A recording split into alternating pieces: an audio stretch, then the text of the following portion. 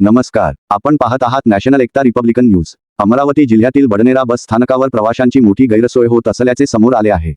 बस स्थानकातील पुरुष व महिला प्रसाधनगृह गेल्या अनेक महिन्यांपासून बंद असल्याने प्रवाशांना, विशेषतः महिला, ज्येष्ठ नागरिक आणि लहान मुलांसह प्रवास करणाऱ्या कुटुंबांना पावसाळ्यात मोठा मानसिक व शारीरिक त्रास सहन करावा लागत आहे। प्रवाशांच्या म्हणण्यानुसार ठेकेदारीच्या मनमानी कारभारामुळे ही परिस्थिती निर्माण झाली असून संबंधित ठेकेदाराचा ठेका तात्काळ रद्द करून प्रसाधनगृह सुरू करावे अशी जोरदार मागणी होत आहे। बस स्थानक परिसरात प्रवाशांमध्ये आणि कर्मचाऱ्यांमध्येही याच विषयाची चर्चा सुरू असून बडनेरा विधानसभा मतदारसंघाचे आमदार तसेच संबंधित अधिकाऱ्यांनी या गंभीर प्रश्नाची तात्काळ दखल घ्यावी अशी मागणी करण्यात येत आहे। प्रवाशांचे म्हणणे आहे की स्वच्छ आणि कार्यरत प्रसाधनगृह ही मूलभूत सुविधा आहे, त्यामुळे बंद असलेले पुरुष व महिला प्रसाधनगृह तातडीने सुरू करून प्रवाशांची गैरसोय दूर करावी आणि जबाबदारांवर योग्य कारवाई करावी। या प्रकरणात प्रशासन काय निर्णय घेते याकडे आता सर्व प्रवाशांचे लक्ष लागले आहे। साहेब, आपले नाव? नरेश सानप।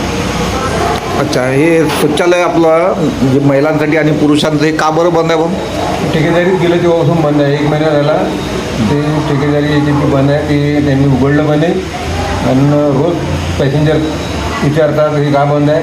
ते आमच्या अंडर नसल्यामुळे आम्ही त्याला काही करू शकत नाही। बरं, आता हे शौचालय बंद असल्यामुळे आता इथले महिला आणि पुरुष कुठं बसतात?